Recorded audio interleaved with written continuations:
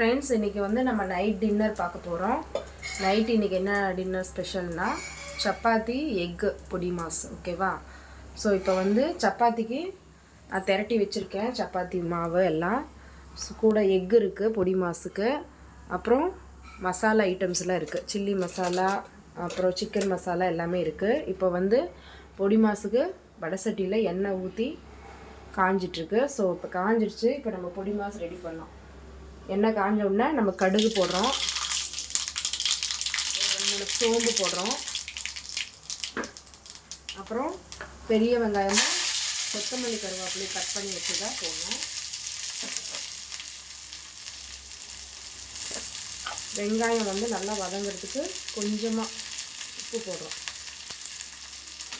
சரிங்களா? எதுக்கு உப்பு போடுறதுன்னா வெங்காயம் வந்து அப்போ தான் நல்லா வதங்கும். இப்போ வெங்காயம் நல்லா வதங்கட்டும். நல்லா கொஞ்சம் ப்ரௌன் ஆகிற டைமில் லைட்டாக வதங்கிருக்கு. இப்போ வந்து நம்ம மிளகாத்தூள் போடலாம். எதுக்கு மிளகாத்தூள்னா, இப்போ எண்ணெயிலேயே அந்த மிளகாய் வந்து அந்த கலர் வந்து நம்மளுக்கு கிடைக்கும். முட்டை ஊற்றின வாட்டி நம்ம எண்ணெய் இது மிளகாத்தூள் போட்டோன்னு வச்சுக்கோங்களேன், அது வந்து அதில் மேக்னேட் ஆகாது. ஸோ அதனால் கொஞ்சமாக மிளகாத்தூள், காஷ்மீர் மிளகாத்தூள், சிக்கன் மசாலா கொஞ்சம் போட்டுருக்கேன். இப்போ வதக்கலாம்.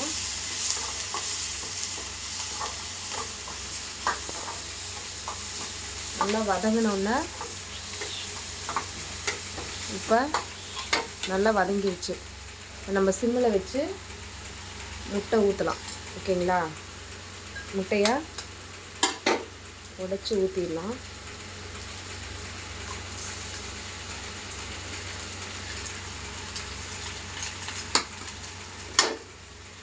மூணு பேர்த்துக்குன்றனால நம்ம வந்து எவ்வளோ வேணுமோ உங்களுக்கு தேவையான அளவு, நீங்கள் எவ்வளோ முட்டை சாப்பிடுங்களோ அவ்வளோ ஊற்றிக்கலாம். நான் கொஞ்சம் குழம்பும் இருக்குது சப்பாத்திக்கு. ஸோ அதனால் 3 முட்டை மட்டும் ஊற்றுறேன். பொரியலுன்றனால நம்மளுக்கு அதிகம் வராது. சரிங்களா? பொடி மாஸுக்கு வந்து அதிகம் கிரேவியாக வராது, ட்ரையாக இருக்கும். ஸோ அதனால் நான் வந்து கொஞ்சமாக ஊற்றுறேன். இப்போ ஆல்ரெடி உப்பு இருக்குது. ஸோ இது அப்படியே கிண்டுறது தான்.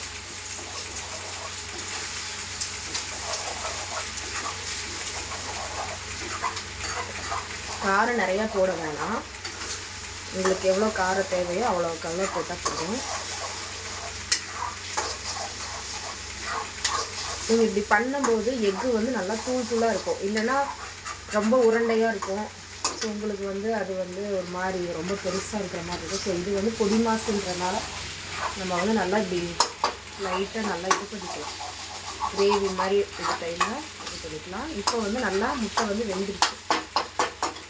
சரிங்களா? இப்போ வந்து லைட்டாக பெப்பர் தூள், காரத்துக்கு வந்து நான் ஆல்ரெடி மிளகாத்தூள் போட்டிருக்கனால லைட்டாக பெப்பர் தூள் போட்டுக்கலாம் காரத்துக்கு. இப்போ ஒரு சிலருக்கு சளி பிடிச்சிருக்கு அப்படின்னா அதுக்கு தேவையான அளவுக்கு காரத்துக்கு நம்ம போட்டு இப்போ நல்லா கிண்டிக்கலாம். ஃபைனலாக உங்களுக்கு சால்ட் கம்மியாக இருக்குது அப்படின்னு தெரிஞ்சதுன்னா சால்ட்டு போட்டு நீங்கள் இறக்கிக்கோங்க. இதில் வந்து சால்ட் கரெக்டாக இருக்குது. ஸோ முட்டை பொடி மாஸ் ரெடி. இப்போ அடுத்தது வந்து நம்ம சப்பாத்தி ரெடி பண்ண போகிறோம்.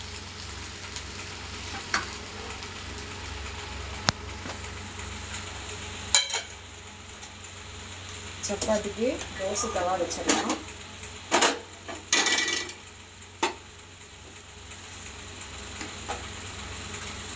தோசைக்கல் வந்து சூடு ஆயிடுச்சு.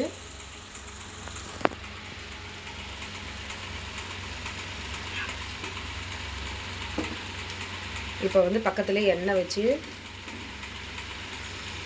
ஃபஸ்ட்டு தோசைக்கல்லில் எண்ணெய் தடவிக்கலாம். ஓகேங்களா? எண்ணெய் தடவினோன்னா நல்லா சூடாயிடுச்சான்னு பாருங்கள். ஆவி வருது. ஆவி வந்ததும் சப்பாத்தி திரட்டி வைத்த சப்பாத்தியை இப்படி போட்டுக்கலாம். ஃபஸ்ட்டு ஒரு சைடு வேகட்டும். வெந்ததும் சப்பாத்தி திருப்பி போடலாம். ரொம்பவும் நம்ம கருக விட வேணாம். சரிங்களா? ஸ்பீடாக வைக்கும்போது கருகிடும்.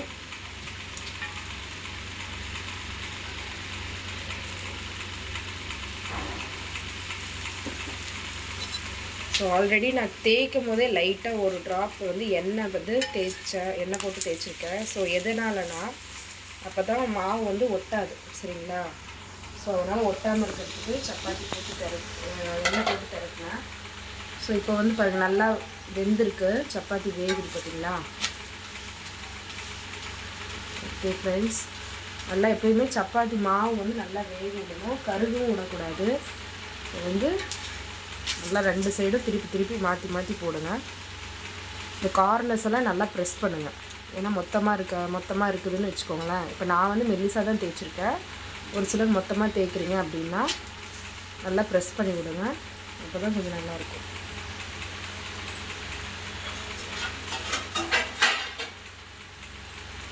இந்த சப்பாத்தி வெந்துருச்சு. நெக்ஸ்ட்டு அடுத்தது இன்னொன்று போட்டுக்கலாம். இப்போ நெக்ஸ்ட்டு நீங்கள் வைக்கும்போது நீங்கள் எண்ணெய் தடவை வேணாம், ஏன்னா ஆல்ரெடி நம்ம அப்ளை பண்ண எண்ணெயே இருக்குது, சரிங்களா? ஸோ நம்ம நெக்ஸ்ட்டு சப்பாத்தி தடவும் போது எண்ணெய் தடவை வேணாம். ஜஸ்ட்டு சைடில் கார்னர்ஸ் மட்டும் கொஞ்சமாக எண்ணெய் போட்டு மேலே வந்து சும்மா லைட்டாக அப்ளை பண்ணுவோம்.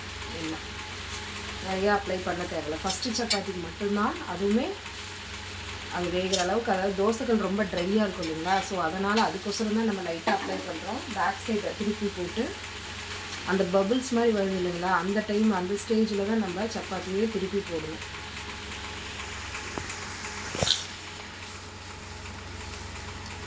நைட் டைமில் சப்பாத்தி சாப்பிட்றது ரொம்ப நல்லது தாங்க, ஹெல்த்தியும் கூட.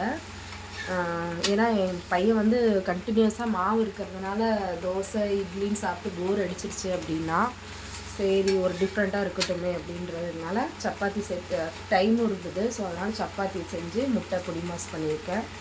கூடவே கொஞ்சம் குழம்பும் இருக்குது, அதனால் கம்மியாக தான் பொடி மாஸ் பண்ணியிருக்கேன்.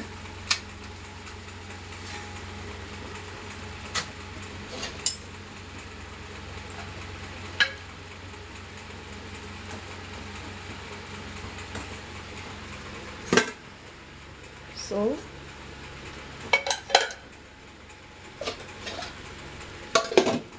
முட்டை பொடி மாஸ் சப்பாத்திக்கு முட்டை பொடி மாஸும் நம்ம காலையில் டிஃபனுக்கு செஞ்சு வச்ச கேரட் பீன்ஸ் குருமாவும் ரெடி.